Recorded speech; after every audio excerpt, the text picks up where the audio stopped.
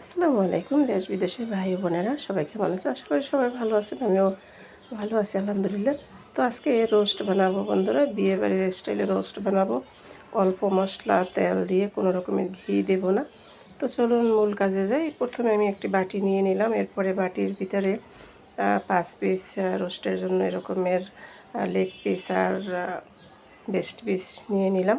তো প্রথমে একটু লবণ ভালোভাবে মাখিয়ে তারপরে আমি রেস্টে রেখে দিব 10 মিনিটের মতো। যদি সময় না থাকে তাহলে রেস্টে না রাখলেও চলবে, ভেজে নিলেই হবে। তো আমি 10 মিনিট রেস্টে রেখে তারপরে আবার একটি বাটি নিয়ে নিলাম। তো এই রাঁধুনি মশলাটা আমি পুরোটাই বাটির ভিতরে ঢেলে নিব বন্ধুরা। এটা কিন্তু রাঁধুনি রেডি মিক্স মশলা, পুরোটাই আমি এখন এই বাটির ভিতরে ঢেলে নিলাম।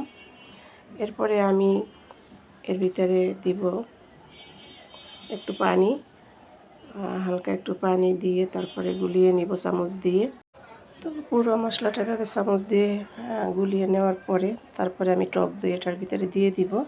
টক দই এটার ভিতরে মিক্স করে নিলে হয় কি, বারবার আলাদা আলাদা করে দিতে হয় না, সময়টাও বেঁচে যায়। যার জন্য আমি একত্রে গুলিয়ে নিলাম। এরপরে প্যানে পরিমাণ মতো তেল দিয়ে তারপরে আমি পেঁয়াজগুলো ভেজে বেরেস্তা তৈরি করে নিব। তো এই তো দেখুন, অল্প পেঁয়াজ আমি এভাবে বেরেস্তা করে নিলাম। বেরেস্তার কালারটা যখন এভাবে হয়ে আসবে তখন তুলে নিতে হবে। আমি পুরো বেরেস্তাটা আমি একটি বাটিতে তুলে নিলাম। তো এরপরে আবার এই লবণ মাখা মাংসগুলো আমি এভাবে দিয়ে ভেজে নিব। তো প্রায় 5 মিনিট এভাবে রেখে তারপরে আমি ভেজে নিব অল্প আছে। চুলার আঁচ একবারে বাড়িয়ে দেওয়া যাবে না, তাহলে দেখা যায় পুড়ে যাবে, ভিতরে সেদ্ধ হবে না। আর কড়া করেও ভাজা যাবে না, কড়া করে ভাজলে রান্নাটা বেশি ভালো হয় না। তো হালকা আছে দেখুন, আমি 5 মিনিট এভাবে জাল দিয়ে তারপরে রোস্টের পিসগুলো আমি এভাবে উল্টিয়ে দিব। আবার একটু ঢাকনা দিয়ে আবার 2-3 মিনিট রেখে তারপরে আমি উঠিয়ে নিব। তো দেখুন, রোস্টের পিসগুলো কিন্তু আমার ভাজা হয়ে গেছে। এখন এগুলো আমি তুলে নিব। এর চেয়ে কিন্তু আর ভাজার বেশি প্রয়োজন নেই, এটাই কিন্তু একদম পারফেক্টভাবে ভাজা হয়ে গেছে। আমি এগুলো এখন তুলে বাটিতে নিয়ে নিলাম। তো দই দিয়ে যে মশলাটা আমি মিক্সড করে রেখেছিলাম সেটা এখন এই তেলের ভিতরেই ঢেলে দিব। ভালোভাবে কষিয়ে নিতে হবে।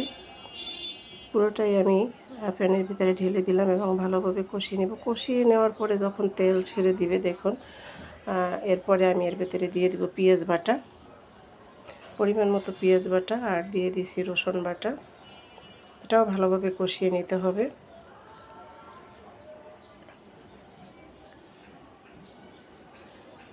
আপনারা চাইলে টমেটো থাকলে একটু টমেটো সস দিতে পারেন বা টমেটো ব্লেন্ডার করে দিয়ে দিতে পারেন। এরপরে দিয়ে দিলাম পরিমাণ মতো লবণ। আর আমার কাছে টমেটো ব্লেন্ডার করা ছিল, সেটুকু আমি দিয়ে দিয়েছি। এরপরে মাংসটা এর উপরে দিয়ে মশলার সাথে ভালোভাবে মিশিয়ে হালকা একটু গরম পানি দিয়ে দিলাম আমি। তো এটা যখন ভালোভাবে ফুটে উঠবে দেখুন, আমি ঢাকনা দিয়ে দিলাম। তো ঢাকনা দিয়ে 5 মিনিট ফুটানোর পরে আমি ঢাকনা তুলে আবার একটু নেড়ে চেড়ে দেবো। আর লিকুইড দুধ ছিল আমার কাছে, সেটা আমি জাল দিয়ে একটু ঘন করে রেখেছি, সেই দুধটাই এখন আমি দিয়ে দেবো। রোস্টের মাংসগুলো কিন্তু প্রায় সেদ্ধ হয়ে আসছে, আর এখন আমি এই দুধ দিয়ে ভালোভাবে নেড়ে চেড়ে তারপরে কিন্তু উঠিয়ে নিব। তো বন্ধুরা, আমার এই ভিডিওটি যদি আপনাদের একটু ভালো লেগে থাকে তাহলে অবশ্যই লাইক কমেন্ট শেয়ার করবেন, সাবস্ক্রাইব করে পাশে থাকবেন। আর আমার ভিডিওটি আপনাদের কেমন লাগলো অবশ্যই কমেন্টস করে বলবেন। তো আমি এখন 3-4টা কাঁচামরিচ এর উপরে দিয়ে দিব।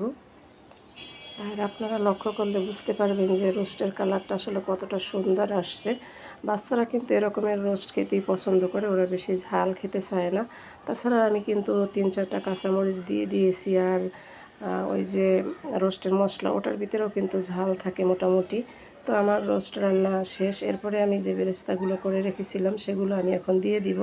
তো বেরেস্তাগুলো দেওয়ার সময় কিন্তু হাত দিয়ে সুন্দর করে চেপে চেপে ভেঙে তারপরে উপরে দিয়ে দিতে হবে। তো বন্ধুরা, আমি এই বেরেস্তারগুলো সবগুলো কিন্তু আমি এভাবে ভেঙে দিয়ে দিলাম।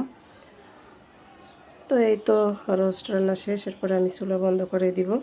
তো চুলাটা বন্ধ করে দিলাম। তো এখন আমি একটা বাটিতে আপনাদের রোস্টটা এভাবে নিয়ে দেখাই যে দেখেন রোস্টের কালারটা কি পরিমাণে সুন্দর আসছে এবং দেখতে কতটা সুন্দর দেখা। আসলে রোস্টটা এত মজা হয়েছিল কি বলবো, খেতে দারুণ স্বাদের হয়েছিল। আপনারা চাইলে এভাবে অল্প উপকরণ দিয়ে বাসায় রোস্ট বানিয়ে বাচ্চাদের খাওয়াতে পারেন, তাতে বাচ্চারাও খুশি হবে এবং আপনাদের মনও ভালো লাগবে। তো বন্ধুরা, আজকে তাহলে এ পর্যন্তই। আবার কথা হবে অন্য কোনো বড় ভিডিওতে। সেই পর্যন্ত আপনারা সুস্থ থাকবেন, ভালো থাকবেন। আল্লাহ হাফিজ।